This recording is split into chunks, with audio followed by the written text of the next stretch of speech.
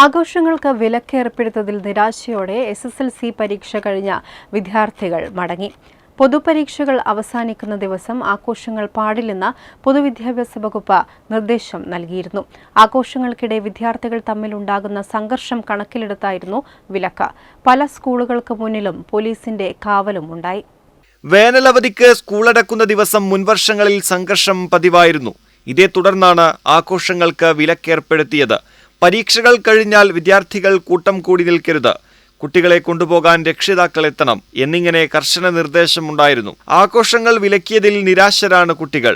SSLC exam നല്ല ഭംഗിയായിട്ട് കഴിഞ്ഞു. പക്ഷേങ്കിൽ അവസാന നിമിഷം എല്ലാവരും വിട്ടുവരുന്ന സമയത്ത് രക്ഷിതാക്കളെല്ലാം വന്നുകൊണ്ട് കുറച്ച് ബുദ്ധിമുട്ട് തോന്നി.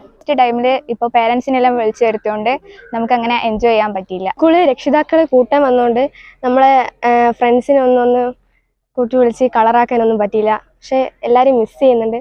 പക്ഷെ അതൊരു ബുദ്ധിമുട്ടായി തോന്നി. കണ്ണൂർ ടൗൺ ഹയർ സെക്കൻഡറി സ്കൂളിലെ വിദ്യാർത്ഥികൾക്ക് അധ്യാപകരും പോലീസും ചേർന്ന് ലഹരി വിരുദ്ധ ക്ലാസ് നൽകി. മെയ് 3-ാം വാരത്തിലാണ് ഫലപ്രഖ്യാപനം. +2 പരീക്ഷകൾ ഇന്ന് വൈകുന്നേരത്തോടുകൂടി അവസാനിച്ചു. 29-നാണ് +1 വിദ്യാർത്ഥികളുടെ പരീക്ഷ തീരുക. 9-ാം തരം വരെയുള്ള പരീക്ഷകൾ നാളെ സമാപിക്കും. പ്രൈം 21 കണ്ണൂർ.